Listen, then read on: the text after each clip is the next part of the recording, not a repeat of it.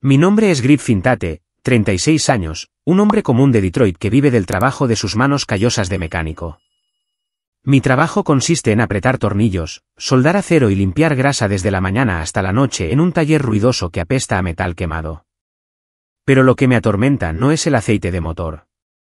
Es el olor de una pérdida que nunca ha querido abandonarme. Brianne, mi esposa, se fue hace exactamente 2 meses y 17 días.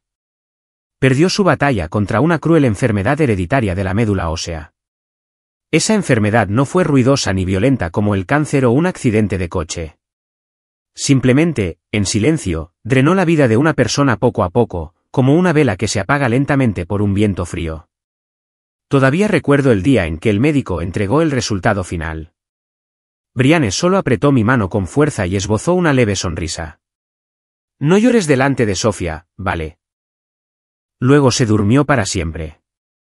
Hoy es uno de esos raros fines de semana en los que no trabajo. Desperté a mi hija temprano.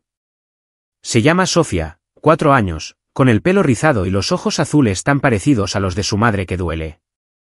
Se frotó los ojos, todavía adormilada, y preguntó, «Papi, ¿vamos a visitar a mami hoy?» Asentí, tratando de tragar el nudo en mi garganta. «Sí, vamos a visitar a tu mamá». Sofía corrió a buscar su muñeca favorita, la que Brianne le había cosido justo antes de su última estancia en el hospital. Al verla, se me encogió el corazón. Sofía es todavía demasiado pequeña para entender lo que significa la muerte, pero ya echa de menos a su madre a su manera. Cada vez que ve margaritas blancas, grita, «A mamá le encantan estas flores». Condujimos nuestro viejo Ford hasta el cementerio de Rose Hill, a una media hora de casa. En el camino, la radio puso una vieja canción que a Brianne le encantaba. La apagué rápidamente, temiendo no poder contenerme. Sofía iba sentada detrás, pateando el asiento delantero con sus piececitos, cantando una canción infantil con su voz clara y alegre. Ese canto inocente me calentaba y me apuñalaba el corazón al mismo tiempo. Me dije a mí mismo que tenía que ser fuerte, que tenía que ser su roca. Pero, Dios, había momentos en los que solo quería parar el coche y gritar al cielo hasta agotar toda la rabia y la injusticia que llevaba dentro. El cementerio apareció tras unas verjas de hierro oxidadas. El otoño en Detroit es hermoso de una manera desgarradora. Hojas doradas cayendo, un viento frío que corta la piel. Saqué a Sofía del coche, con la otra mano sosteniendo un ramo de margaritas blancas, las favoritas de Brianne.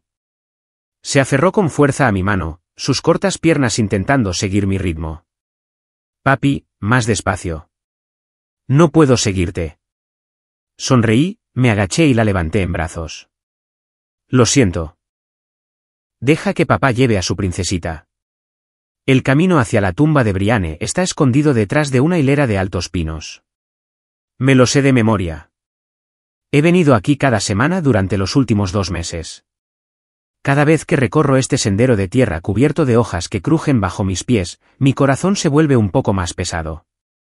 A Sofía, por otro lado, le gusta el cementerio porque hay muchos árboles bonitos. No me atrevo a decirle que aquí es donde la gente descansa para siempre. Pero hoy, al doblar la última curva, me quedé helado de repente. A lo lejos, un hombre estaba arrodillado frente a la tumba de Brianne. Era viejo, seguramente de más de 70 años, y llevaba un largo abrigo negro. Tenía la cabeza muy inclinada, los hombros le temblaban como si estuviera conteniendo los sollozos. Sus manos delgadas y nudosas descansaban sobre la lápida de mármol grabada con el nombre de mi esposa. Temblando, los dedos huesudos se aferraban como si intentaran sujetar algo que se escapaba. Le oí murmurar, con la voz ronca y rota. «Lo siento. Lo siento de verdad». Sentí como si me aplastaran el corazón. Sofía, asustada, se abrazó a mi pierna con fuerza y susurró, «Papi, ¿quién es él?» No respondí de inmediato, solo puse una mano tranquilizadora en su cabeza. Pero yo también temblaba. ¿Quién era él? ¿Por qué estaba arrodillado ante la tumba de mi esposa, llorando como un hombre que lo había perdido todo? 1000 pensamientos pasaron por mi mente, un viejo amigo, un pariente por parte de su madre. Pero Brianne nunca había mencionado a un hombre que pareciera tan atormentado y desgastado por la vida. Di un paso más, intentando mantener la voz firme. Disculpe. Esta es la tumba de mi esposa. ¿Puedo preguntar quién es usted? El anciano se sobresaltó como si le hubieran golpeado, dándose la vuelta bruscamente. Tenía los ojos rojos e hinchados, brillantes de lágrimas. Su rostro estaba demacrado, con profundas arrugas talladas por lo que parecía toda una vida de arrepentimiento. Cuando su mirada se posó en Sofía y en mí, se quedó paralizado durante varios segundos. Luego se secó apresuradamente las lágrimas con la manga con movimientos torpes y de pánico. ¿Quién? ¿Quién es usted?, pregunté de nuevo, mi voz más aguda ahora, el instinto protector activándose. El anciano evitó mis ojos, tartamudeando, yo. Solo soy un viejo amigo de Brianne. Yo. Oí que había fallecido, así que vine. Su voz temblaba, sonando como la de alguien sorprendido cometiendo un pecado terrible. Se levantó con dificultad, su largo abrigo ondeando al viento. Estaba a punto de presionarlo. ¿Qué clase de viejo amigo llora como un padre que ha perdido a su hija? Cuando de repente se dio la vuelta y se apresuró hacia la puerta del cementerio, sus pasos eran caóticos, tropezando como los de un borracho. Justo antes de desaparecer detrás de la hilera de arces rojos, miró hacia atrás una vez más. Esa mirada, tan cargada de dolor y culpa que me recorrió un escalofrío. Luego desapareció. Me quedé clavado en el sitio durante varios segundos, agarrando el ramo con tanta fuerza que mis nudillos se pusieron blancos. Sofía tiró de mi camisa. Papi, lo vi llorar. ¿Está triste, papi? Me agaché, la abracé con fuerza y susurré, sí, cariño. Él también debe de echar de menos a tu mami. Me acerqué lentamente a la tumba de Brianne. La lápida estaba fría al tacto, su foto sonreía tan brillante como el día de nuestra boda. Dejé las flores y me arrodillé exactamente donde había estado el anciano.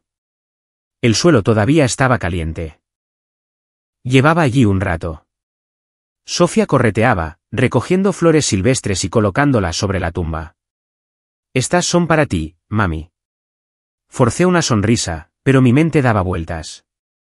Hice memoria. En el funeral de Brianne, recordaba cada una de las caras que vinieron a presentar sus respetos. Amigos, compañeros de trabajo, algunos parientes lejanos por mi parte. No había ni un solo anciano que se le pareciera. Brianne nunca había hablado de ningún amigo mayor. Creció en Chicago. Sus padres se divorciaron cuando era pequeña. Su madre murió joven y su padre. Casi nunca lo mencionaba. Solo una vez, en mitad de la noche, cuando el dolor era insoportable, susurró, odio a mi padre, Griff. Eligió el dinero por encima de la familia. La abracé hasta que se durmió y nunca me atreví a preguntar más, por miedo a reabrir una vieja herida.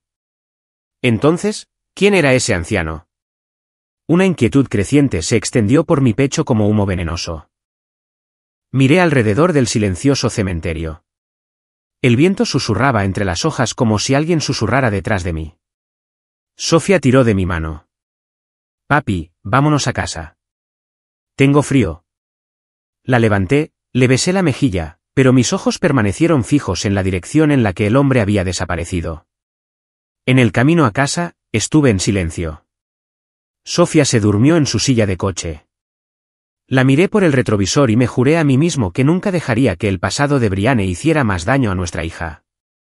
Sin embargo, la imagen de aquel anciano de rodillas, suplicando perdón, me atormentaba a cada segundo. ¿Qué sabía el de mi esposa que yo no supiera? ¿Y por qué aparecía ahora, justo cuando intentaba reconstruir la vida destrozada de un padre y su hijita? Cuando llegamos a casa, llevé a Sofía a la cama y la arropé con cuidado. Sentado junto a mi hija dormida, saqué mi teléfono y repasé fotos antiguas. Nuestra boda, Brianne embarazada de Sofía, los tres en la playa el año pasado. Revisé cada álbum, buscando alguna cara mayor que pudiera coincidir con la del hombre del cementerio. Nada. Ni una sola fotografía de alguien que se le pareciera. Esa noche, me quedé despierto. El viento de Detroit afuera sonaba como alguien llorando. Me levanté varias veces para mirar por la ventana, esperando a medias ver ese largo abrigo negro en la oscuridad. La duda, el miedo y un pavor sin nombre me llenaron. La sensación de que algo oculto en el pasado de Brianne estaba a punto de arrastrarnos a mi hija y a mí a un torbellino ineludible. Todo lo que pude hacer fue apretar los puños y susurrar en la oscuridad: quienquiera que seas, si alguna vez haces daño a Sofía, nunca te perdonaré. El amanecer rompió de nuevo sobre Detroit, pero la ciudad seguía tan fría y gris como siempre, envuelta en el hedor familiar del acero y los gases de escape.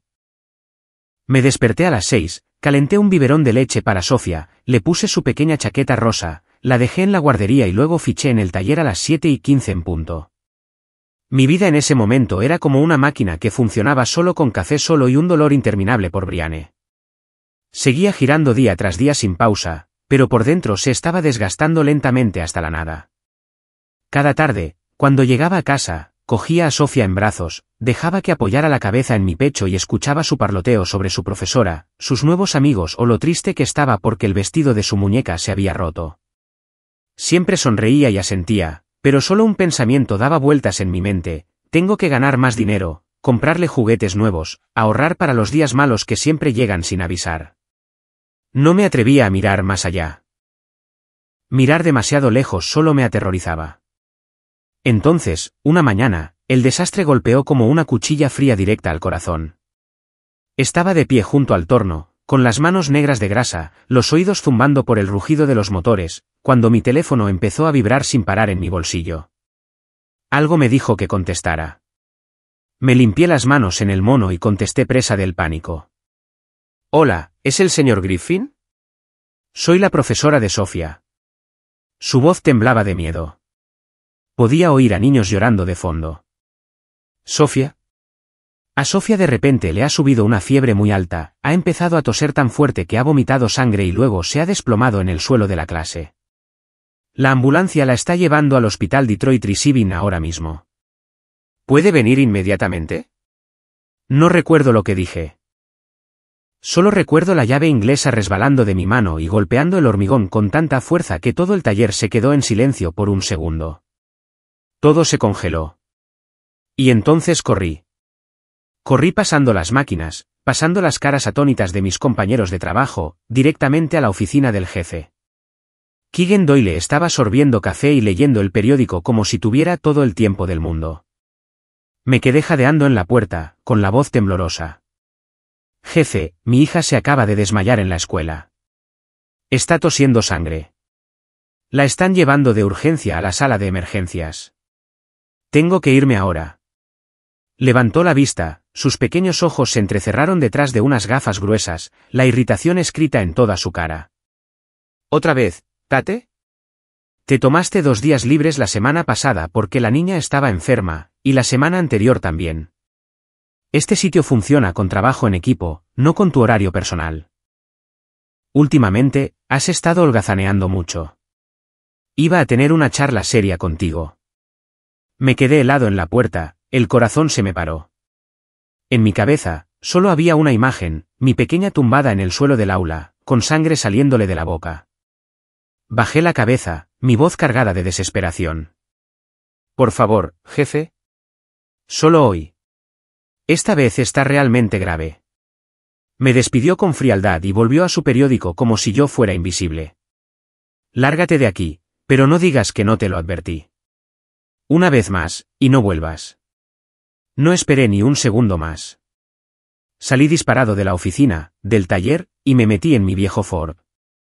Me temblaban tanto las manos que apenas podía meter la llave en el contacto. Cuando el motor finalmente rugió, pisé a fondo, saltándome semáforos en rojo, tocando el claxon en el tráfico de hora punta. Volví a llamar a la profesora. Todo lo que oí fueron sollozos. La están llevando a urgencias ahora. Llegué al hospital medio loco. Corrí por los estériles pasillos blancos, el agudo olor antiséptico me mareaba. Allí estaba ella, detrás de la pared de cristal de la sala de emergencias, tan pequeña que parecía que podía desaparecer en cualquier momento. Su cara estaba pálida como la muerte, una máscara de oxígeno cubría la mayor parte de ella, vías intravenosas corrían por sus delgados brazos y piernas. Apreté las palmas de las manos contra el cristal, el terror convirtiendo mi sangre en hielo. El médico salió, con el rostro cargado de preocupación. Parecía tener unos 50 años, el pelo ya canoso, hablaba despacio, pero cada palabra me golpeaba como un martillo. Es usted el padre de Sofía, ¿verdad? Soy el doctor Ramírez. Hemos estabilizado su ritmo cardíaco y su respiración por ahora, pero la situación es extremadamente grave. Los análisis de sangre preliminares muestran signos de insuficiencia aguda de la médula ósea. Lo más probable es que sea anemia aplásica hereditaria. Anemia aplásica. Esas dos palabras explotaron en mi cabeza como un trueno en un día despejado. Todo mi cuerpo se entumeció. La misma monstruosa enfermedad que me arrebató a Brianne ahora venía a por nuestra pequeña. Me tambaleé hacia atrás contra la pared, los oídos me zumbaban, la vista se me nublaba. Oí al médico continuar, pero su voz sonaba a kilómetros de distancia. Necesitamos más pruebas especializadas para confirmarlo. Pero si es hereditario, necesitará un tratamiento a largo plazo, posiblemente un trasplante de médula ósea. Los costes serán enormes. Tiene que prepararse. No pude oír el resto. De repente, todos los recuerdos volvieron, vívidos como si fuera ayer. Hace 2 años, Brianne empezó a sentirse cansada por primera vez en una gélida tarde de invierno. Se quejaba de fatiga constante, de moratones que aparecían de la nada, de febrícula por la noche. Le dije que fuera al médico, pero ella se lo tomó a broma. Probablemente solo sea anemia. A las mujeres les pasa todo el tiempo. Me lo ocultó durante meses, comprando vitaminas por su cuenta, despertándose por la noche para llorar en silencio por el dolor. Le aterrorizaban las facturas del hospital, le aterrorizaba que nos ahogáramos en deudas, le aterrorizaba que yo me matara a trabajar para pagarlas. Para cuando me enteré, ya era demasiado tarde. Yacía en aquella cama de hospital, con la piel verdosa, pálida, los ojos hundidos, pero aún forzando una sonrisa. No vendas la casa, Griff. No pidas préstamos con intereses de locura. Todo lo que necesito es que tú y Sofía estéis bien. ¿Lloré? Grité a los médicos. Me arrodillé y supliqué a todo el que se me ocurrió por un donante compatible, pero no había ninguno. Nadie en el registro era compatible con Brianne. Murió en mis brazos, su pequeña mano apretando la mía por última vez, susurrando, prométemelo. Protege a Sofía pase lo que pase. No dejes que sufra como yo. Se lo prometí. Y ya había roto esa promesa. Desde el día en que Brianne se fue, he llevado una culpa que nunca se desvanece. Me preguntaba constantemente si hice lo suficiente, si había alguna forma de haberla salvado que se me pasó por alto. Me odiaba por ser un inútil, por no haber protegido a la mujer que más amaba. Esa herida nunca cicatrizó. Y ahora Sofía, nuestra hija, sufría exactamente la misma enfermedad. Estaba paralizado de terror ante la idea de perder lo único precioso que me quedaba. El doctor Ramírez me puso una mano en el hombro, devolviéndome a la dura realidad. Señor Tate, ¿me ha oído? Sofía necesita ser ingresada inmediatamente y empezar el tratamiento. ¿Se encuentra bien? Miré a través del cristal. El pequeño pecho de Sofía subía y bajaba débilmente bajo la manta blanca. Solo tenía 4 años. Ni siquiera sabía deletrear la palabra muerte. Me derrumbé de rodillas en el frío suelo del hospital, agarrándome la cabeza. No lloré. Se me habían acabado las lágrimas el día que murió Brianne. Solo sentía un dolor agudo y desgarrador en el pecho, como si alguien me estuviera abriendo en canal corte a corte. No, otra vez no. No dejaría que esto pasara 2 veces. Me levanté, con la voz ronca pero más fuerte que nunca. Doctor, haga todo lo que pueda. Salve a mi hija, cueste lo que cueste. Encontraré el dinero. Sálvela. El doctor Ramírez me miró con profunda compasión. Haremos todo lo que podamos, pero debe prepararse para un camino muy largo y muy caro, y las posibilidades de encontrar un donante de médula compatible son extremadamente bajas. Asentí. Lo sabía. Conocía ese dolor demasiado bien. Volví al cristal, apoyé la frente en él y le susurré a mi pequeña inconsciente al otro lado, Sofía, ¿puedes oír a papá? Siento no haber podido proteger a tu mamá. Pero esta vez, te lo juro. Aunque tenga que vender mi sangre, mis riñones, mi alma misma, no te dejaré ir a ninguna parte. Eres todo lo que me queda en este mundo. ¿Te lo juro? Las lágrimas cayeron calientes al suelo, una tras otra. Afuera, Detroit seguía rugiendo. Coches, humo, ruido, Pero dentro de mí, todo se había quedado en un silencio sepulcral, excepto un único pensamiento: lucharé, cueste lo que cueste. Esa maldita enfermedad se llevó la vida de mi esposa. No dejaré que se lleve la de mi hija. Haré cualquier cosa, aunque me cueste la vida. Cada vez que Sofía recibía una infusión, me sentaba junto a su cama sosteniendo su manita, tarareando las nanas que Brianne solía cantar. Algunas noches le subía la fiebre a 40 Celsius y sufría convulsiones. Yo corría por el pasillo en la oscuridad, gritando por un médico. Algunos días se despertaba llorando: papi, me duele mucho. Y todo lo que podía hacer era inclinarme para que pudiera sollozar en mi pecho mientras yo me mordía el labio hasta sangrar. Me tomé días de permiso sin sueldo, uno tras otro. Mi teléfono no paraba de sonar desde el taller, pero no me atrevía a contestar. Después de casi 2 semanas, finalmente me obligué a volver y pedir un permiso oficial. Me puse la ropa más limpia que aún tenía, me afeité, me peiné, tratando de parecer un hombre que todavía tenía algo de control sobre su vida. Keegan Doyle estaba sentado detrás de un escritorio enterrado en papeles y latas de cerveza vacías. No me ofreció asiento. Me quedé allí, con los puños apretados, y hablé. Señor Doyle, mi hija está en el hospital con insuficiencia medular hereditaria. Los médicos dicen que necesitará tratamiento continuo durante al menos los próximos 6 meses. Pido un permiso sin sueldo para poder cuidarla. En cuanto esté estable, volveré y trabajaré turnos dobles para compensarlo. Levantó la vista, con la cara roja por el alcohol. Antes de que pudiera terminar, golpeó una pila de archivos sobre el escritorio con tanta fuerza que los papeles volaron por todas partes. Tate, ¿crees que esto es una maldita guardería? Desapareces durante meses. ¿Quién va a cubrir tu puesto? Toda la línea está retrasada por tu culpa. Te lo advertí 100 veces. Mantén tus dramas familiares fuera de este taller. Esto es un garaje, no una organización benéfica.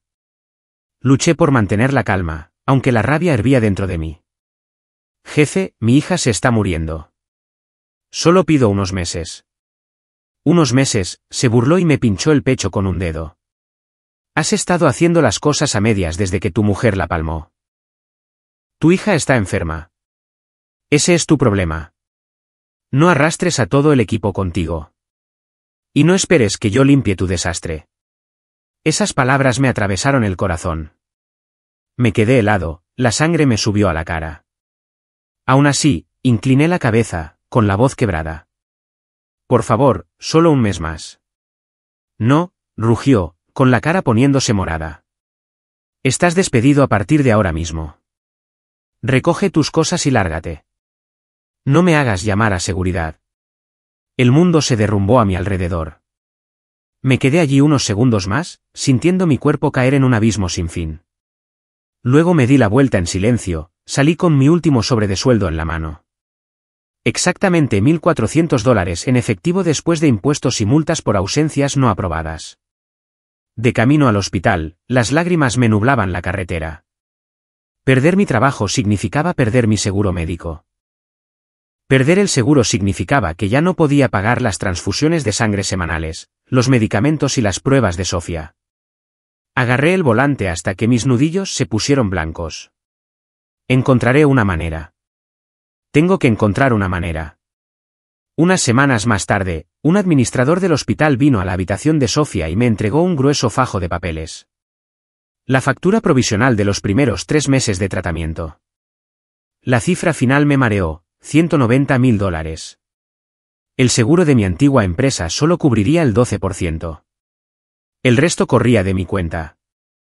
Señor Tate, tiene que pagar al menos $50.000 en los próximos 10 días, o nos veremos obligados a suspender el tratamiento de Sofía según la política del hospital, dijo amablemente, pero con el frío desapego de alguien que había pronunciado esa frase demasiadas veces. La frase suspender el tratamiento me dejó sin aliento. Asentí, firmé el recibo y luego me derrumbé en una silla una vez que se fue. Sofía dormía, su carita pálida y hundida bajo las duras luces fluorescentes. Empecé a vender todo lo que pude. El viejo Ford se fue esa misma noche por $3.800. Vendí la televisión, los muebles del salón, incluso mi juego personal de herramientas de mecánico que había pasado años coleccionando. Finalmente, puse nuestra casita, la que Brianne y yo habíamos pintado juntos, plantado flores juntos y a la que habíamos traído a Sofía del hospital de maternidad, como garantía. El banco me dio $42.000 con un interés brutal. Pero ese dinero solo cubrió 3 transfusiones de sangre y la primera ronda de quimioterapia. 3 semanas después, llegó otra factura, $64.000. Pedí prestado a amigos, a antiguos compañeros de trabajo, incluso a los usureros de la esquina de 8.000. Simplemente sonrieron con suficiencia. ¿Qué más tienes que poner, Tate? La casa ya se ha ido. Mi cuenta bancaria llegó a 0. Mi cartera no contenía más que unos cuantos billetes de 20 arrugados. Dejé de almorzar, dejé de comprar café, solo agua del grifo y pan seco. Un día, me desmayé en el pasillo del hospital por anemia y agotamiento. Las enfermeras tuvieron que ponerme una vía intravenosa. Una noche, después de que Sofía finalmente se durmiera bajo una fuerte sedación, me senté solo en la silla de plástico del pasillo, con la cabeza entre las manos. Las luces fluorescentes blancas hacían que todo pareciera aún más desolador. Miré al vacío y, por primera vez en mi vida, comprendí de verdad lo que significaba no tener absolutamente nada. Incliné la cabeza y dejé que las lágrimas cayeran silenciosamente sobre el frío suelo de baldosas. Sin sonido, solo una rendición silenciosa. Le susurré a Brianne en la oscuridad, a mí mismo. Brianne, yo. Lo siento. Soy tan inútil. ¿Qué se supone que debo hacer ahora? Ese fue el momento en que entendí la verdadera desesperación.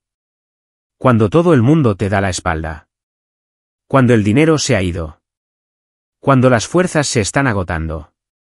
Y tu pequeña sigue ahí tumbada, necesitando cada gota de sangre, cada dólar solo para seguir viva. Me quedé así hasta el amanecer. Mi mente en blanco. Solo un pensamiento se repetía, no puedo rendirme. Aunque solo me quede un aliento, tengo que luchar por Sofía. Pero, Dios, de verdad que no sabía cuánto más podría aguantar. Ahora no tengo casa, ni coche, ni trabajo estable, ni salud, y se me acaba el tiempo. Esta tarde, me metieron la última factura en la mano. Otros $78.000 a pagar en los próximos 15 días. Conté los billetes arrugados de mi cartera una y otra vez, menos de $300 en total. Solté una risa seca y hueca en el pasillo vacío. Sonó más como un sollozo. A partir de ese día, viví como un cadáver andante. De día, me quedaba en el hospital, cambiando pañales, limpiando el cuerpo de Sofía, dándole de comer gachas, cantándole nanas, leyéndole libros de cuentos. Por la noche, una vez que los analgésicos la hacían dormir, salía a la ciudad, arreglando coches en los patios traseros cerca de 8.000, descargando contenedores en los almacenes de los suburbios. Algunas noches, trabajaba de 10 a 6, y luego cogía el primer autobús de vuelta para estar allí antes de que Sofía abriera los ojos. Me quedaba dormido en las sillas de la sala de espera, en el autobús, incluso de pie contra una pared mientras fumaba mi último cigarrillo. Mi cuerpo se consumía ante mis ojos. Los vaqueros que una vez me quedaban bien ahora necesitaban 2 agujeros más en el cinturón. Mi cara estaba demacrada, los ojos hundidos, la barba irregular y salvaje. Un día, una enfermera pensó que era un vagabundo e intentó impedirme entrar en la habitación de mi propia hija. Tuve que explicarme antes de que me dejara entrar. Pero lo que más me aterrorizaba no era mi propia salud. Eran las facturas del hospital. Cada dólar que ganaba por la noche iba directamente a la caja. Aún así, era una gota en el océano. El grueso fajo de facturas en el bolsillo de mi chaqueta pesaba cada día más, doblado como ladrillos, presionando mi pecho hasta que apenas podía respirar. Empecé a tener desmayos. Una noche, mientras descargaba contenedores, el mundo se oscureció de repente y me derrumbé entre las cajas. Los otros trabajadores me despertaron a sacudidas. «¿Estás loco, Tate? Te vas a matar trabajando así». Forcé una sonrisa y volví a levantar peso. No se me permitía morir. Sofía todavía me esperaba. Los peores momentos no eran cuando estaba agotado. Eran cuando me sentaba junto a su cama. Sofía adelgazaba día a día. La piel se estiraba sobre los huesos, mechones de pelo se le caían por la quimioterapia. Sin embargo, Cada vez que entraba en la habitación, ella todavía intentaba levantar su manita para saludar. Todavía forzaba una sonrisa torcida. Papi, has vuelto. Te he echado mucho de menos.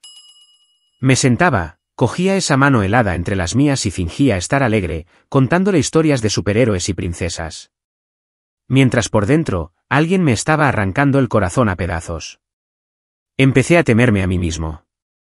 Tenía pánico de no volver a tiempo antes de que me llamara. Tenía pánico de que una mañana me despertara con una cama vacía. Tenía pánico de que esta enfermedad repitiera exactamente lo que le hizo a Brianne. Lentamente, hora a hora, drenando la vida de la niña que amaba más que mi propia existencia. Algunas noches, después de que Sofía finalmente se dormía, me sentaba en el pasillo y lloraba solo. En silencio, solo lágrimas corriendo por mi cara. En mi cabeza, le susurraba a Brianne, cariño, ¿qué hago? Ya no soy lo suficientemente fuerte. Y entonces, en las profundidades de la desesperación total, pensé en la última carta que había evitado durante años. Mis padres. Nunca he hablado mucho de ellos. Porter Tate y Briere Tate, las dos personas que me dieron la vida pero que nunca actuaron realmente como padres. Desde que me fui de casa para casarme con Brianne, nuestra relación no había sido más que unas cuantas llamadas frías en vacaciones. Nunca les gustó Brianne. La llamaban esa chica enferma de la gran ciudad. No vinieron a nuestra boda. No vinieron cuando nació Sofía. No vinieron al funeral de Brianne. Pero no me quedaba otra opción. Llamé. Mi madre respondió, con voz plana. Hola, Griffin. Ha pasado mucho tiempo. Pedí verlos. Se quedó en silencio unos segundos y luego aceptó. Cogí el autobús hasta su ordenada casa suburbana en Warren. Todo estaba exactamente igual. El césped perfectamente cortado, las cortinas blancas impecables, el débil olor a galletas en el aire. Mi padre abrió la puerta, con el pelo blanco como la nieve, el rostro severo. Mi madre estaba detrás de él, con los brazos cruzados, los labios apretados. Entré, con las manos temblando mientras sostenía la pila de informes médicos y facturas. Les conté todo sobre Sofía, la enfermedad, los costes, cómo había vendido todo lo que poseía. Luego me arrodillé en medio de su sala de estar, literalmente llorando a lágrima viva. Por favor, mamá, papá, salven a su nieta. No tengo a dónde más ir. Aunque ayuden solo con una parte, trabajaré como un animal para devolvérselo. Mi padre se cruzó de brazos y me miró, con la voz fría como el hielo. No podemos cargar con todos tus problemas, Griffin. Eres un hombre adulto. Asume tu responsabilidad. Mi madre intervino, más afilada que una cuchilla. Esta es la consecuencia de casarte con esa chica de sangre enferma. Te advertí que no te metieras, pero no escuchaste. Ahora arréglatelas tú solo. Esto no tiene nada que ver con nosotros. No podía respirar. Miré a las dos personas que me trajeron a este mundo y sentí bofetada tras bofetada en la cara. Supliqué una última vez, con la voz quebrada. Es su nieta. Sofía solo tiene 4 años. Mi padre interrumpió, duro como el acero. Griffin, cada uno tiene que responder por su propia vida. No vuelvas a traer esto aquí. Me levanté y salí de la casa tropezando. No recuerdo cómo volví. Solo sé que cuando recobré el conocimiento, estaba sentado en los escalones del hospital en la gélida noche de noviembre, con los puños apretados hasta que los nudillos se pusieron blancos. Me di cuenta de la verdad más amarga de todas. En el momento más oscuro de mi vida, mi propia carne y sangre me habían dado la espalda a mí y a mi hija. El viento cortaba como cuchillos. Miré al cielo negro de Detroit y susurré, Brianne, lo siento. Ya no puedo proteger a nuestra pequeña. Me quedé allí hasta casi el amanecer, temblando de frío y de dolor. Solo un pensamiento se repetía en mi cabeza, todo se ha derrumbado de verdad. 3 días después, la verdadera pesadilla descendió sin piedad. La jefa de administración del hospital vino directamente a la habitación de Sofía y me entregó un aviso rosa, el color que sabía que se reservaba para los casos finales y sin esperanza. Su voz era suave pero inquebrantable. Señor Tate, ya hemos ampliado todos los plazos posibles. Su saldo pendiente es ahora de $310.000. Si para mañana por la mañana no puede pagar al menos $120.000 como depósito para el próximo trasplante de médula ósea, nos veremos obligados a interrumpir todo tratamiento activo. En ese momento, Sofía solo recibirá cuidados paliativos. Me quedé helado. Luego me derrumbé de rodillas en medio del pasillo, agarrando las piernas de la mujer en absoluta desesperación, mi voz ronca de tanto suplicar.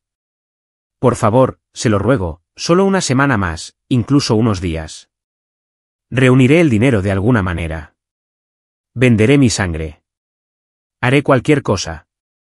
Por favor, no detengan el tratamiento de mi hija. No sobrevivirá. Ella negó con la cabeza, con los ojos enrojecidos de compasión, pero su tono tuvo que mantenerse firme y profesional. Señor Griffin, ya hemos infringido las reglas por usted mucho más de lo que se nos permite.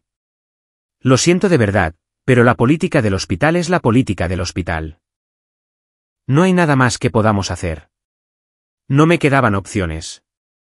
Con las manos temblando tan violentamente que mi firma parecía el garabato de un niño, firmé los papeles de alta solo para cuidados paliativos. Una enfermera sacó a Sofía con cuidado y la puso en mis brazos.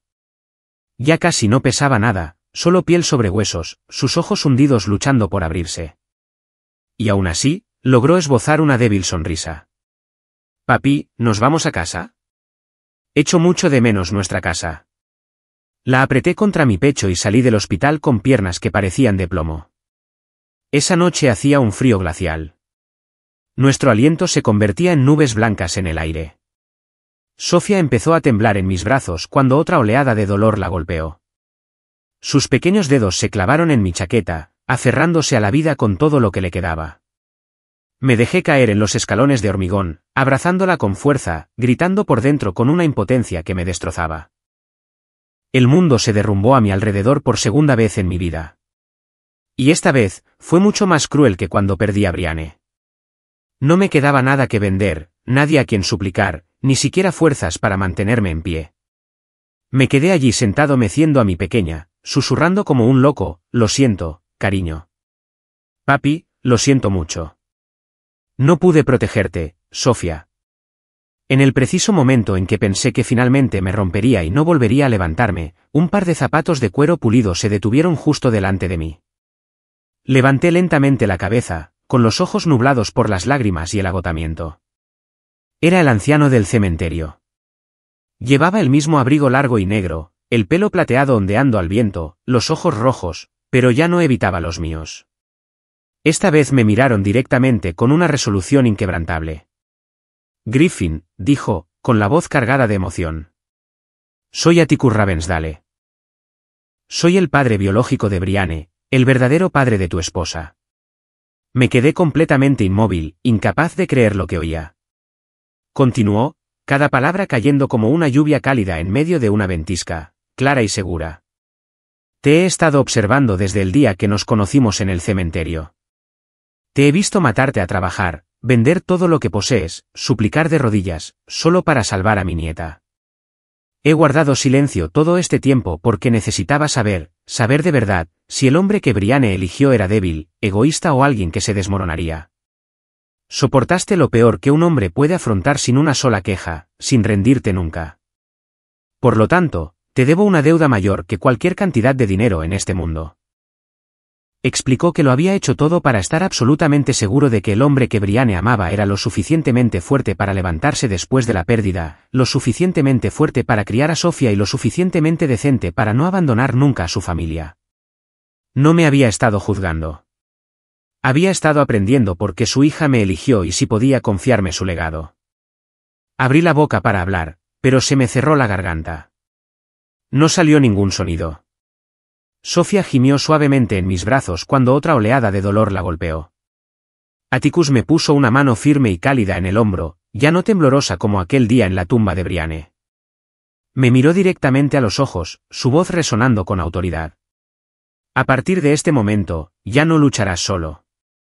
Sofía es mi nieta de carne y hueso. Juro que no la dejaré morir. Sacó su teléfono y marcó un número corto. Unas pocas frases breves y autoritarias. Preparen la ambulancia privada inmediatamente. trasladen a Sofía a la Clínica Mayo en Chicago. Yo cubro personalmente todos y cada uno de los gastos. Ni un segundo de retraso. Menos de 10 minutos después, las sirenas prioritarias cortaron la noche. Una reluciente ambulancia blanca, más avanzada que cualquier cosa que hubiera visto, se detuvo en la entrada. Un equipo médico profesional con uniformes especiales salió corriendo, levantó suavemente a Sofía a una camilla adecuada y le administró analgésicos de alta potencia en el acto. Sus temblores finalmente cesaron. Lo seguí como un fantasma, con las extremidades entumecidas. Atticus me dijo que subiera. Su voz resonó en mis oídos como un juramento de hierro. Ya he contactado con los mejores especialistas en trasplantes de médula del mundo. Están esperando en Chicago. Cada prueba, cada tratamiento, cada dólar, lo tengo cubierto. Todo lo que tienes que hacer es quedarte con ella. Lo miré. Por primera vez en meses, las lágrimas cayeron.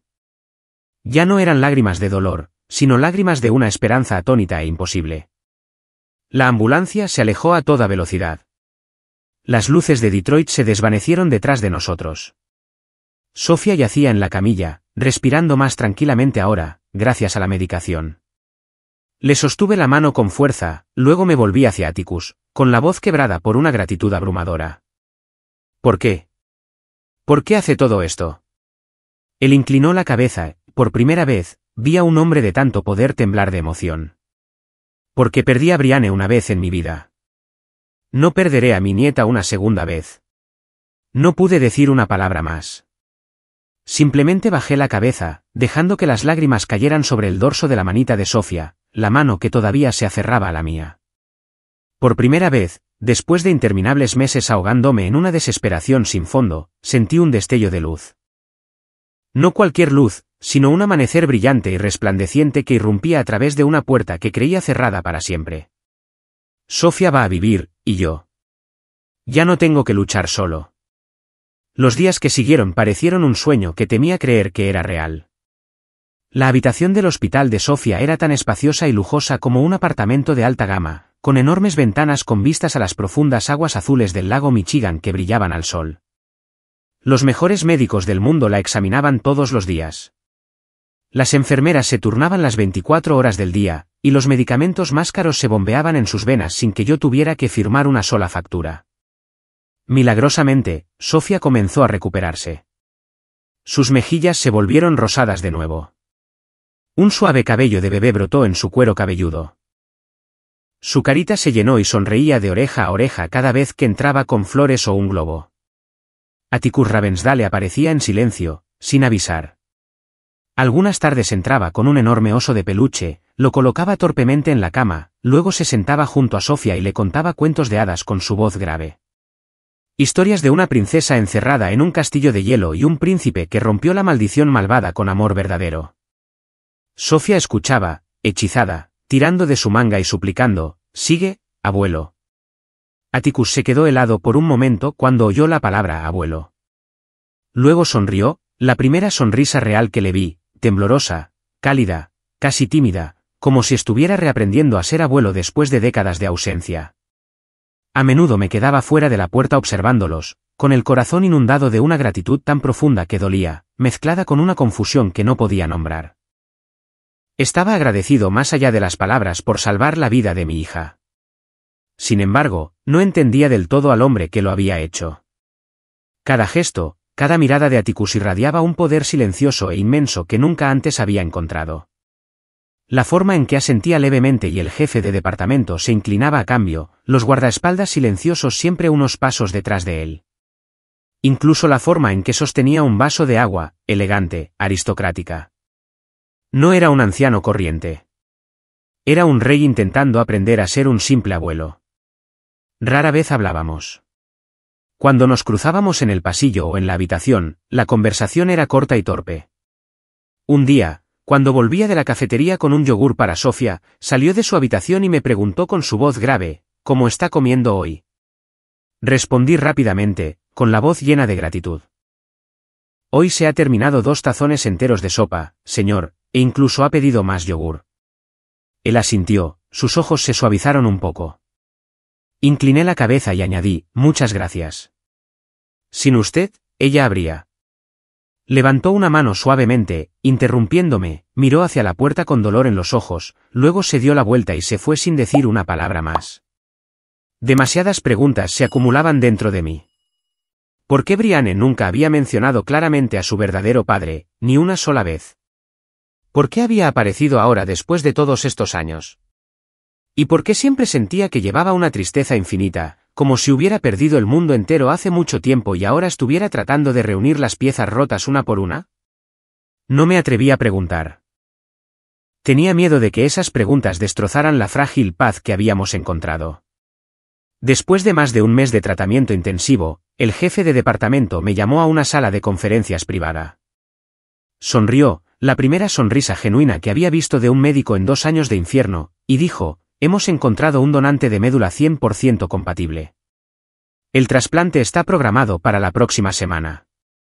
Tasa de éxito superior al 90%. Felicidades, señor Tate. Su pequeña va a vivir. Me quedé helado en medio de la habitación, las lágrimas corrían sin control. Caí de rodillas, agradeciéndole a él, a las enfermeras, al universo entero por no abandonarnos. El día que Sofía fue dada de alta, el cielo de Chicago era impecable, ni una sola nube. Llevaba el vestido rosa nuevo que le había comprado el ama de llaves de Atticus, el pelo atado en 2 adorables coletas. Corrió, saltando hacia la puerta del hospital, gritando, «Papi, vámonos a casa». La levanté, le besé las mejillas una y otra vez, las lágrimas caían en su pelo. Lloré de alivio, de una felicidad abrumadora, porque ya no tenía que vivir cada noche aterrorizado. Al llegar a la entrada, un reluciente Cadillac Escalade negro esperaba. Un chofer uniformado abrió la puerta, se inclinó respetuosamente y dijo, «El señor Atticus los espera a usted y a la señorita en su residencia». Me quedé atónito por un momento, pero Sofía chilló de alegría y me arrastró al coche. El viaje fue suave y silencioso. En 10 minutos, Sofía estaba dormida en mi regazo, agotada por la larga estancia en el hospital. 1 hora más tarde, el coche giró hacia una carretera privada bordeada de imponentes pinos. Unas enormes puertas de hierro se abrieron lentamente, y por primera vez, vi la finca de Atticus Ravensdale. Eran docenas de acres de tierra, una mansión de estilo inglés de piedra maciza, un lago artificial resplandeciente, interminables jardines de rosas y guardias uniformados en perfecta atención. Me quedé sin palabras. Esto no era una casa. Era un palacio. Atticus esperaba en el gran salón, con un fuego crepitando cálidamente en la chimenea. Obras maestras de valor incalculable colgaban de las paredes. Un ama de llaves llevó a la somnolienta Sofía arriba a descansar. Me senté frente a él, con las manos entrelazadas con fuerza por los nervios y la emoción. Sirvió 2 vasos de whisky de una botella antigua, me deslizó uno y preguntó con voz grave y cálida, «¿Puedes con esto, Griffin?» Asentí, aunque nunca había probado un whisky tan bueno en mi vida. Me miró directamente a los ojos, respiró hondo y empezó a contármelo todo. Soy Atticus Ravensdale, propietario de la destilería Ravensdale. Mi fortuna es lo suficientemente grande como para comprar toda la ciudad de Detroit si quisiera, pero el dinero nunca ha podido devolverme lo que perdí en esta vida. Me habló de Catherine, su primera esposa, la verdadera madre de Brianne. Había sufrido la misma maldita enfermedad hereditaria de la médula ósea que más tarde afectó a Brianne y Sofía. Hace 25 años, estaba obsesionado con construir su imperio, volando por toda Europa, firmando acuerdos de miles de millones de dólares, dejando solas a su esposa e hija. Nunca se dio cuenta de que Catherine se desvanecía día a día. Nunca vio a Brianne, de 16 años, cuidando sola a su madre en el hospital, llorando hasta quedarse sin lágrimas. Cuando Catherine murió, se volvió a casar solo 6 meses después con Cassandra, una mujer más joven, hermosa y ambiciosa. Esa fue la gota que colmó el vaso. A los 18 años, Brianne se escapó de casa con un dolor insoportable, cortó todo contacto, incluso se cambió el apellido para que él nunca pudiera encontrarla. Viví más de 20 años en arrepentimiento y autotormento, dijo, con la voz quebrada. Contraté investigadores privados por todas partes, pero era demasiado buena para desaparecer. Hasta que un día recibí su última carta. Sacó un sobre viejo y amarillento de un cajón y me lo entregó con manos temblorosas. Lo abrí con los dedos temblorosos. Era la letra de Brianne.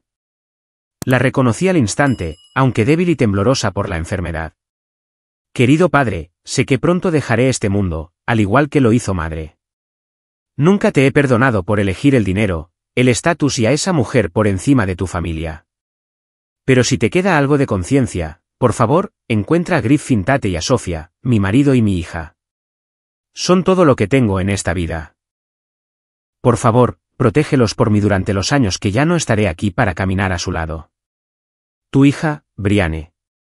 Las lágrimas cayeron sobre el papel, emborronando las últimas líneas. Miré a Atticus. Estaba sentado frente a mí, con los ojos enrojecidos, las manos temblando sobre la mesa. Esta es mi última oportunidad para redimir una vida de errores. Perdí a Brianne una vez. No volveré a perder a Sofía ni a ti, Griffin. A partir de este momento, eres mi yerno en todos los sentidos. Sofía es la nieta legítima de la familia Ravensdale. Usaré todo lo que tengo para compensar lo que tú y ella habéis sufrido. No pude hablar. Solo incliné la cabeza profundamente, las lágrimas caían sobre la alfombra persa de valor incalculable bajo mis pies. Por primera vez en mi vida, entendí que los milagros no están hechos de dinero o poder. Un milagro es cuando un padre que perdió a su hija una vez decide pasar el resto de su vida amando a su nieta de la manera en que nunca logró amar a su madre.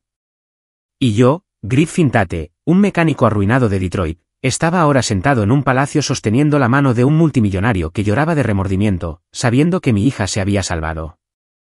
No por dinero, sino por un amor que llegó tarde, pero nunca demasiado tarde. Después de esa conversación, Atticus me dio un largo y apretado abrazo. No dijo nada más. Simplemente me dio una palmada en la espalda como lo hace un padre cuando finalmente se reúne con su hijo después de años de separación. Luego llamó al ama de llaves para que bajara a Sofía.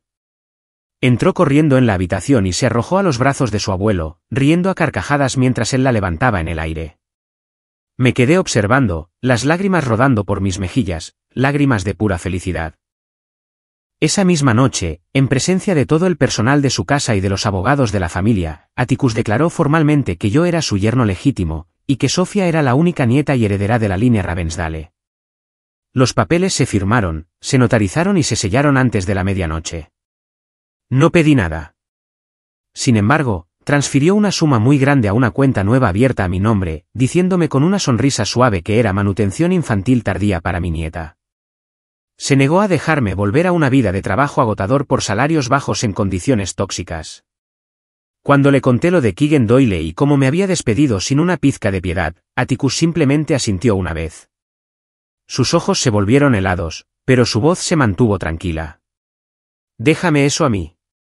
3 días después, la noticia explotó en todo Detroit. Ravensdale Distillery Group había adquirido la propiedad total de Doyle Mechanical Works a un precio un 15% por encima del valor de mercado. Nadie podía entender por qué un imperio del whisky compraría de repente un viejo garaje en ruinas.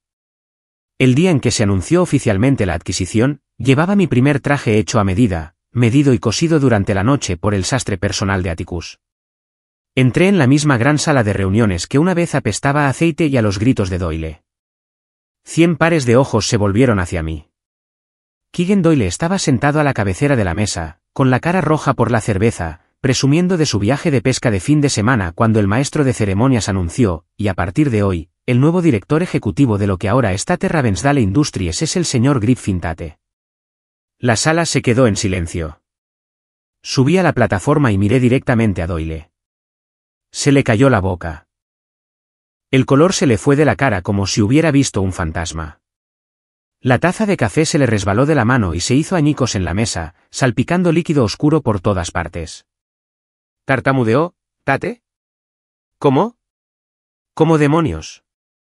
Simplemente sonreí, no dije nada y comencé la presentación, un aumento del 20% para todos, seguro médico completo, condiciones de trabajo más seguras, una guardería en el lugar para los hijos de los empleados, generosas bonificaciones de fin de año. La sala estalló en un aplauso atronador. Solo Doyle se quedó congelado como una estatua. Cuando terminó la reunión, todos salieron, zumbando de emoción. Entré en lo que solía ser la oficina de Doyle, ahora mía. Todavía estaba sentado allí, sin sangre y temblando.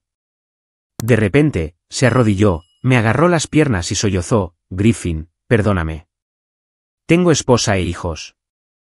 Si pierdo este trabajo ahora, mi familia se morirá de hambre. Por favor, déjame quedarme. Haré cualquier cosa. Me quedé quieto un largo momento. Viejos recuerdos volvieron.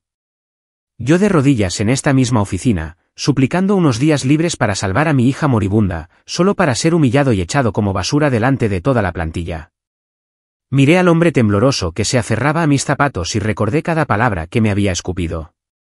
Arrastrando tus dramas familiares al trabajo. No mantengo peso muerto inútil. Podría haberlo despedido con una sola firma. Un trazo de pluma y lo perdería todo. Pero no lo hice. Me senté en la silla y dije con calma: levántese, señor Doyle. Levantó la vista, con los ojos brillantes de esperanza desesperada. Lo mantendré. Pero con una condición: cambie por completo la forma en que gestiona a la gente. Trate a cada empleado con decencia. No más gritos, no más intimidación. Todo se pondrá por escrito y usted lo firmará. Lo supervisaré personalmente durante los primeros 6 meses. Una violación, solo una, y se irá inmediatamente. ¿Tenemos un trato? Asintió frenéticamente, todavía de rodillas, y firmó el acuerdo que los abogados de Atticus habían preparado de antemano. Lloró. Gracias. Gracias, señor Tate. Cambiaré. No le decepcionaré. La noticia se extendió por el taller como la pólvora. Griffin Tate, el tipo que una vez había sido expulsado como basura, era ahora el jefe, y no se había vengado. Los hombres que una vez me vieron ser humillado ahora me saludaban con genuino respeto e inclinaban la cabeza. Bajo mi liderazgo, el taller se transformó día a día. Implementé todo lo que siempre había soñado, cuando solo era un trabajador: salarios más altos, cobertura médica completa, guardería gratuita, grandes bonificaciones.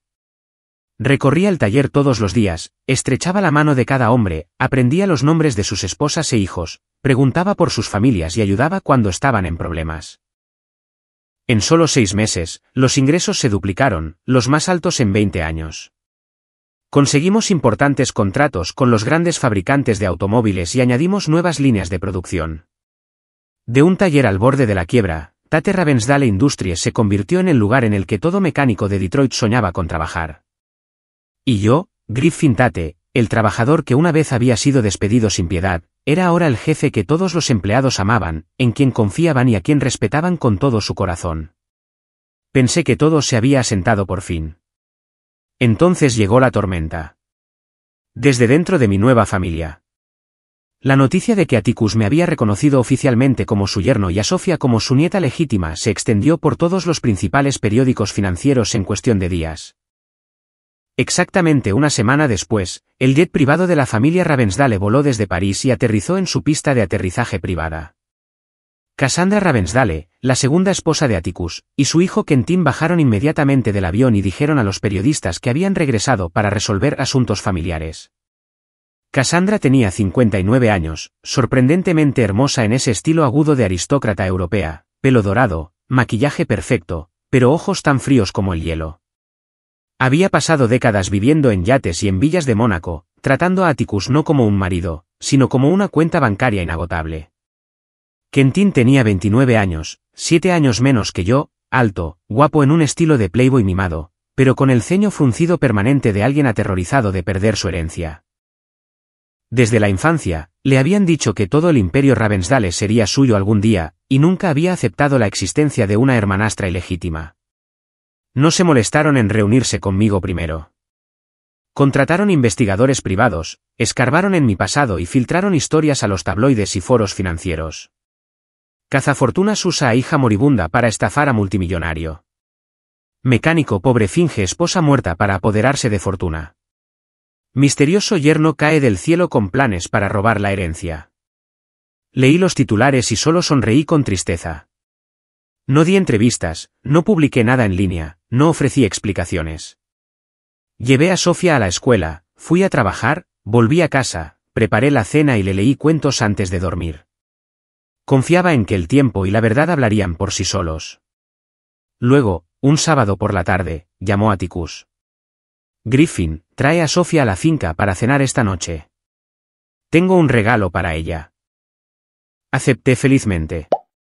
Sofía se puso su vestido de princesa favorito y agarró el dibujo que había pasado toda la semana coloreando, nuestra familia. En el momento en que nuestro coche se detuvo frente a la gran entrada, las enormes puertas se abrieron. Bajé a Sofía y gritó, «¡Abuelo!». Pero en el segundo en que entramos, me quedé helado. Atticus estaba sentado a la cabecera de la mesa, con el rostro tallado en piedra. Frente a él estaban sentados Cassandra y Quentin, vestidos para matar, ambos mirando como si estuvieran listos para despedazar a alguien. Cassandra me miró de arriba abajo y sonrió con suficiencia, su voz goteaba miel envenenada. «¿Así que tú eres el famoso, amado yerno, del que tanto habla?». Hice mi investigación. Griffin Tate, mecánico en paro. Esposa muerta de una enfermedad de pobres, repudiado por sus propios padres, y ahora, zas, futuro multimillonario. Bravo. Toda una actuación. Quentin se puso de pie de un salto y me apuntó con un dedo a la cara. ¿Crees que puedes usar a esa niña enferma para camelar a mi padre y listo? Brianne no fue más que un error de adolescencia. Me estás robando mi herencia. Te demandaré. Te arrastraré por todos los tribunales, pedazo de cazafortunas de... Sofía se encogió contra mi pierna, con los ojos llenos de lágrimas. Puse una mano tranquilizadora en su hombro, luego los miré directamente y respondí con calma, Brianne era la hija biológica de Atticus. El ADN lo demostró. Nunca he pedido un solo dólar. Todo lo que quería era que Sofía fuera reconocida oficialmente como su nieta para que no creciera sintiéndose abandonada como lo hizo su madre. Lo que el señor Atticus decida hacer con su patrimonio es enteramente su decisión. Cassandra echó la cabeza hacia atrás y se rió, el sonido agudo como un cristal roto. ¿Reconocida? Para que puedas repartir la fortuna, ¿verdad? Ahórranos el acto noble. Quentin dio otro paso adelante, con la cara carmesí. Haré que tú y esa mocosa desaparezcáis. No te atrevas a tocar un céntimo del dinero de los Ravensdale. Es mío. Atticus había permanecido en silencio todo el tiempo, con las manos sobre la mesa, la expresión ilegible. En el instante en que Quentin gruñó la palabra mío, Atticus golpeó la palma de su mano contra la antigua caoba con tanta fuerza que el golpe resonó por el salón como un disparo. Todos se quedaron helados. Se levantó lentamente, con la voz tan fría que el aire pareció cristalizarse. Silencio. Todos vosotros, silencio. Se volvió primero hacia Cassandra. Te casaste conmigo por dinero. Siempre lo he sabido, y nunca te culpé por ello. Pero si vuelves a abrir la boca sobre la herencia mientras yo siga respirando, cancelaré todas las tarjetas de crédito, venderé todas las villas y te pondré en un avión de vuelta a Europa sin nada más que la ropa que llevas puesta. ¿Quieres ponerme a prueba? Cassandra se puso blanca, los labios le temblaban, pero no salió ningún sonido. Luego se volvió hacia Quentin, con la voz aún más aterradora. ¿Y tú, el hijo al que mimé hasta la saciedad? Nunca has trabajado un solo día en tu vida, solo has gastado dinero y has perseguido mujeres. Brianne era mi hija, mi carne y mi sangre. Sofía es mi nieta. Si alguna vez les pones un dedo encima, mañana por la mañana reescribiré mi testamento. No recibirás ni un céntimo, ni una acción, ni una botella de la bodega. Lo donaré todo a la caridad. ¿Crees que no lo haré? Quentin retrocedió tambaleándose, con el rostro ceniciento. Papá, no puedes hablar en serio. ¿Estás bromeando, verdad? Atticus no le respondió. Simplemente se volvió hacia mí, con la voz suavizándose. Griffin, lleva a Sofía arriba a la sala de juegos. Yo me encargo de esto. Subí a Sofía por la gran escalera. Hundió la cara en mi cuello y susurró, papi, esa señora es muy mala. Le besé la frente. No pasa nada, princesa. El abuelo nos protegerá. Una semana después, todas las historias difamatorias desaparecieron de la noche a la mañana. Atticus publicó los resultados de ADN de Brianne y Sofía en la primera página de todos los principales periódicos, junto con la última carta de Brianne. Contrató a los mejores abogados de difamación de Estados Unidos y demandó a los tabloides hasta silenciarlos.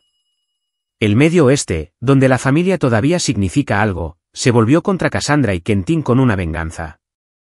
Protect Sophia fue tendencia número 1 en Michigan durante 3 días seguidos. Cassandra y Quentin no pudieron soportar el disgusto público y el desprecio de sus propios amigos de la alta sociedad. Embarcaron silenciosamente en el jet de vuelta a Europa, con las maletas llenas de ropa de diseño y una provisión de humillación para toda la vida. Su lugar en la dinastía Ravensdale ya no era tan seguro como siempre habían creído. Después de esa confrontación, no me mudé al palacio de Atticus. Solo le pedí una casa sencilla en las afueras de Detroit, una casa de ladrillo rojo de 2 pisos con un arce en el patio delantero, un columpio y un pequeño huerto en la parte de atrás. Atticus se rió a carcajadas. Yerno mío, poseo bosques enteros y tú me pides un nido de pájaro. Sin embargo, la compró al día siguiente y eligió personalmente los acogedores muebles del estilo que a Brianne siempre le había gustado. Nos mudamos una mañana de primavera. Sophia corrió por todas las habitaciones, gritando de alegría. Su propia habitación pintada de rosa suave, una estantería rebosante de cuentos de hadas y un golden retriever llamado Sunny que Atticus añadió como extra. Me quedé en medio de la cálida sala de estar, sosteniendo a mi hija, y lloré. No de tristeza esta vez, sino porque finalmente podía darle un hogar de verdad. No más olor a antiséptico. No más monitores pitando. Sophia se fortalecía cada día.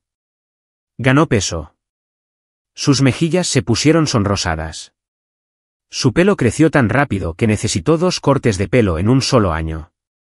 La inscribí en la mejor escuela privada de la zona, una con amplios patios de recreo, clases de música y estudios de arte. Todas las tardes, cuando la recogía, venía corriendo, me echaba los brazos a las piernas y me enseñaba sus dibujos, me hablaba de nuevos amigos o me mostraba con orgullo la cinta del primer puesto del concurso de cuentacuentos. Una vez preguntó, «Papi, ¿puede mami ver que ya estoy bien?» La abracé con fuerza. «Sí, cariño. Te está mirando desde el cielo». El trabajo en el taller seguía floreciendo. Seguí mejorando todo lo que una vez me había faltado como trabajador, aumentos basados en el rendimiento, cobertura de salud familiar al 100%, un fondo de becas para los hijos de los empleados, una clínica en el lugar con un médico a tiempo completo, y lo más importante, baja por enfermedad remunerada cuando un niño está enfermo. Sin deducciones, sin preguntas. Recordaba cada gota de sudor que había derramado sin reconocimiento. Así que me negué a que nadie más en ese taller pasara por lo mismo. Los hombres me llamaban señor Tate con genuino respeto en sus voces. Un viejo mecánico que había trabajado a mi lado 10 años antes me agarró la mano y lloró, entonces te vi ser despedido y solo pude mirar hacia otro lado avergonzado. Ahora eres el jefe, y estoy tan orgulloso de ti, Griff. Le di una palmada en el hombro. Sigues siendo mi superior, tío. Atticus empezó a pasar más tiempo en Detroit que en Chicago. Compró un ático cerca de nuestra casa, pero venía casi todos los días. Llevaba a Sophia al parque, al zoo a por un helado y le leía para dormir.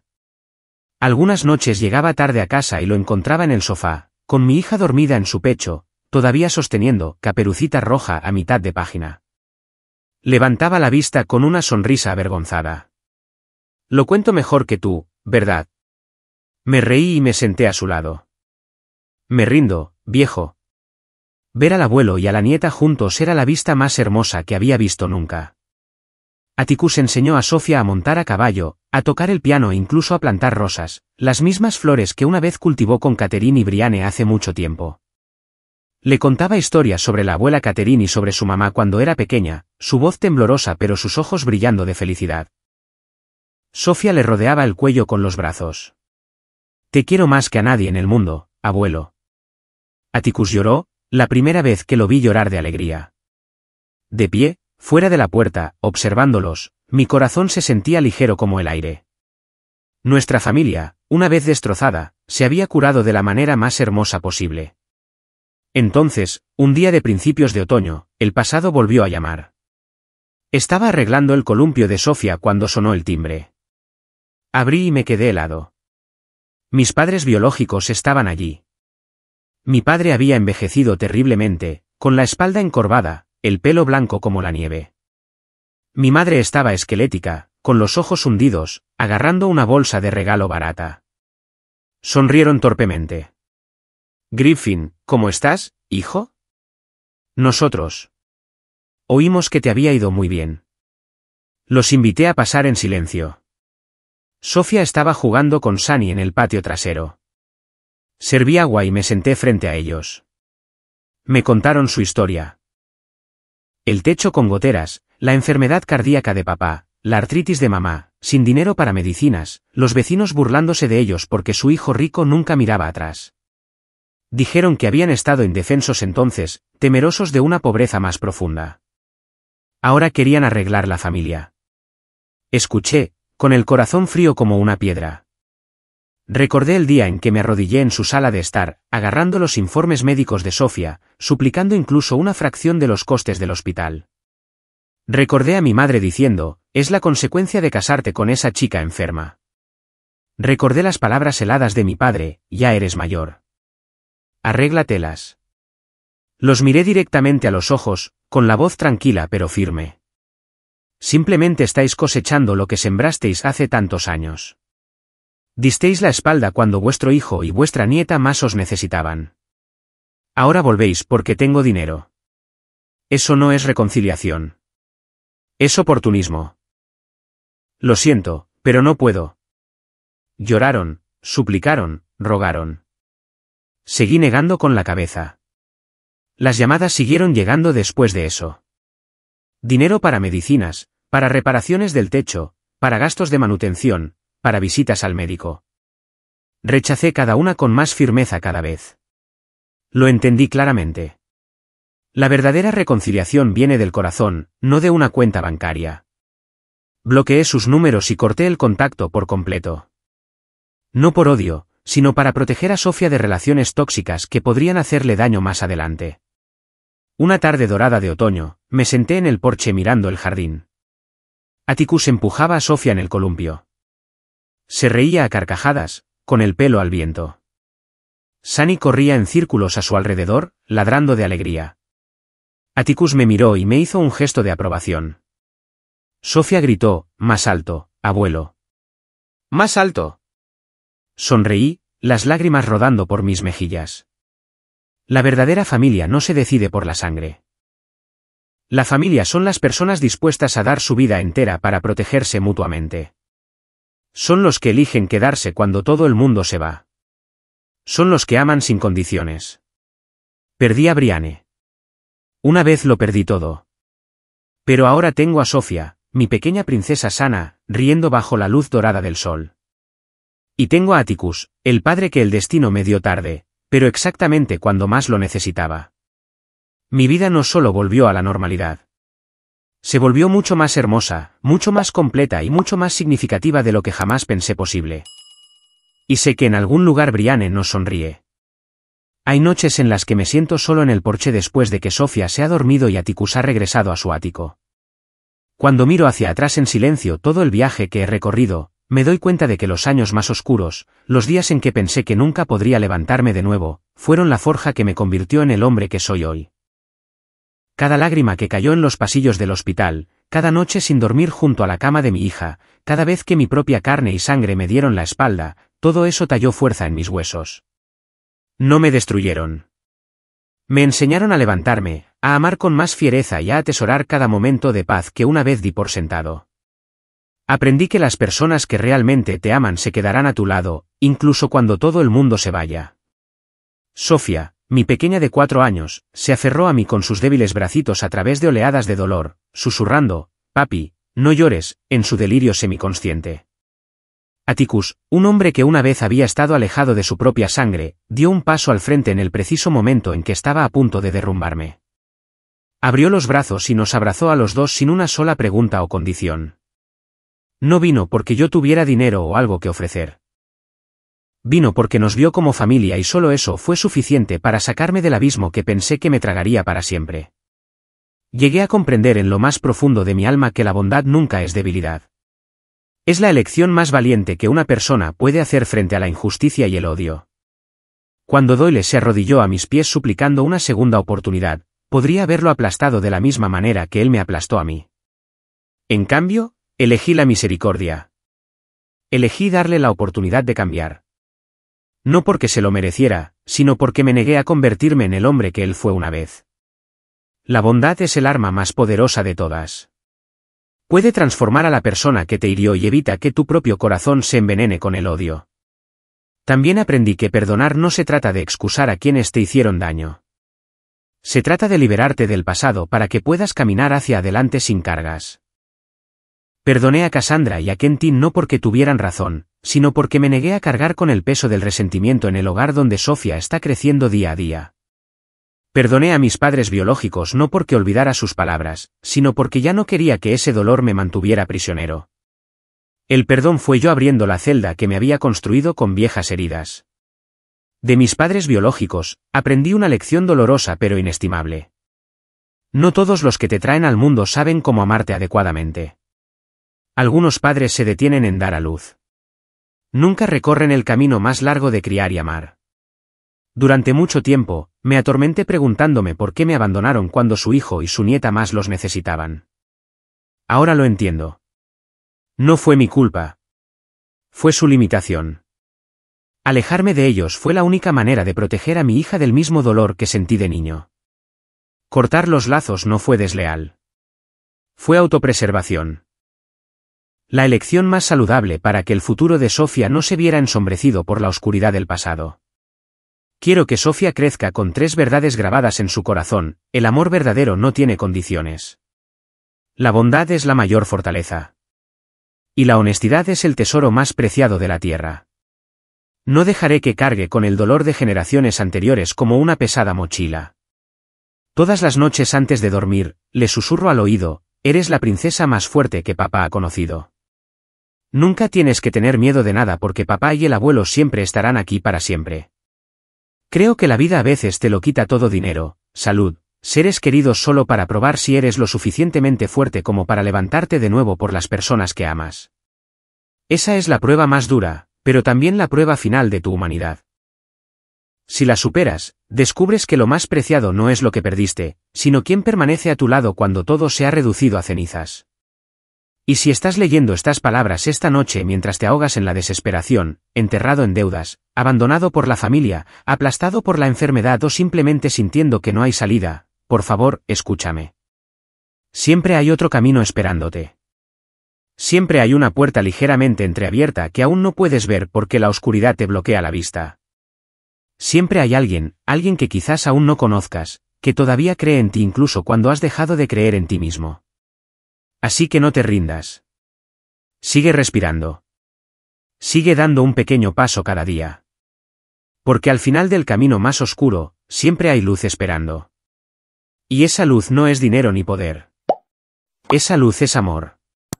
Lo único que nunca muere, sin importar cuánto se derrumbe el mundo. Soy Griffin Tate. Una vez lo perdí todo, y lo volví a encontrar todo de la manera más hermosa posible. Así que, por favor, no te rindas, porque mañana podría ser el día en que llegue tu milagro.